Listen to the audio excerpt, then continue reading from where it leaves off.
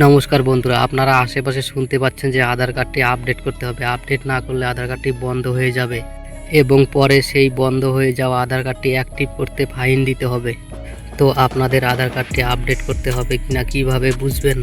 তো এটা কিন্তু আপনারা মোবাইল দিয়ে নিজেরাই দেখে নিতে পারবেন এবং মোবাইল দিয়ে কিভাবে দেখবেন সেই প্রসেসটাই আমি এই ভিডিওতে দেখাবো। সবার প্রথমে আপনারা মোবাইল থেকে যে কোনো একটি ব্রাউজার খুলে নেবেন। এবার ব্রাউজারটি খোলা হয়ে গেলে আপনারা UIDAI লিখে সার্চ করবেন। এবার UIDAI লিখে সার্চ করার পর আপনাদের সামনে সবার উপরে যে ইউআরএলটা আসবে তার উপরে ক্লিক করবেন। এবার আপনাদের সামনে এরকম পেজ খুলে যাবে। এখান থেকে আপনারা ভাষা সিলেক্ট করবেন। এবার ভাষা সিলেক্ট করার পর আপনাদের সামনে আধার কার্ডের ওয়েবসাইটটি খুলে যাবে। এবার আধার কার্ডের ওয়েবসাইটটি খুলে যাওয়ার পর আপনারা এখান থেকে এই 3 ডটে ক্লিক করবেন। তারপরে মাই আধারে ক্লিক করবেন। তারপর কতগুলি অপশন চলে আসবে। এখান থেকে আপনারা আধার সার্ভিসের উপরে ক্লিক করে দেবেন। এবার আধার সার্ভিসে ক্লিক করার পর আপনাদের সামনে একটি নতুন পেজ খুলে যাবে। সেই পেজটি খোলার পর স্ক্রল ডাউন করে নিচের দিকে চলে আসবেন এবং একটি অপশন দেখতে পাবেন চেক আধার ভ্যালিডিটি, সেখানে ক্লিক করবেন। এবার এখানে ক্লিক করলে আপনাদের সামনে আর একটা নতুন পেজ খুলে যাবে। এবার যে আধার কার্ড নম্বরটি চেক করতে চান সেই আধার নম্বরটি উপরের ঘরে লিখতে হবে এবং নিচের ঘরে এই ক্যাপচাটি লিখতে হবে। ক্যাপচা এবং আধার নাম্বার লেখা হয়ে গেলে এই প্রসিড বোতামে ক্লিক করতে হবে। এবার এই প্রসিড বোতামে ক্লিক করলে কোনো রকম ওটিপি ছাড়াই কিন্তু আপনাদের সামনে রেজাল্ট চলে আসবে। এবার এই পেজটিকে আস্তে আস্তে স্ক্রল ডাউন করে নিচের দিকে চলে আসবেন এবং দেখতে পাবেন এই কার্ড হোল্ডারটির এজ ব্যান্ড, জেন্ডার, তারপরে সবার নিচে দেখতে পাবেন ফোন নাম্বার। এবার যদি এই আধার কার্ডটি আপডেট করতে হয় তাহলে ফোন নাম্বারের নিচে কিন্তু লেখা থাকবে কি আপডেট করতে হবে। তো এটার তো ফোন নাম্বারের নিচে কিছুই লেখা নেই, এর মানে এর কোনো আপডেট করতে হবে না।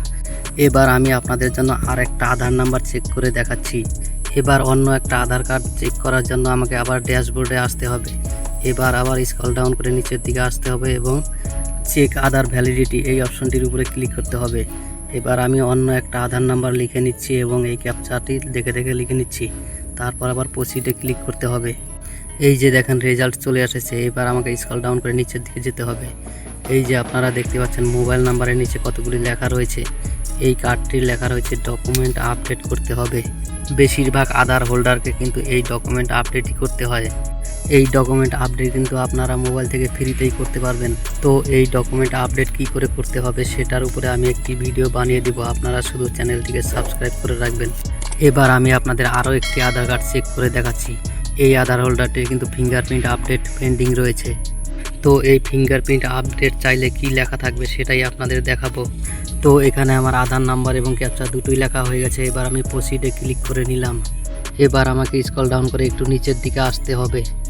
তো এই যে এখানে লেখা রয়েছে this Aadhaar number required mandatory biometric update, please visit nearest Aadhaar Seva Kendra. তো আপনাদের যদি এরকম লেখা এসে থাকে তাহলে বুঝতে হবে যে এটা ফিঙ্গারপ্রিন্ট আপডেট করতে হবে। আর এই ফিঙ্গারপ্রিন্ট আপডেট কিন্তু মোবাইল দিয়ে হয় না, এটা আধার সেন্টারে গিয়েই করতে হয়। এর জন্য কিন্তু আপনাকে 125 টাকা চার্জ দিতে হবে। আর এই ফিঙ্গারপ্রিন্ট আপডেট করতে কিন্তু আপনাকে অ্যাপয়েন্টমেন্ট বুক করতে হবে।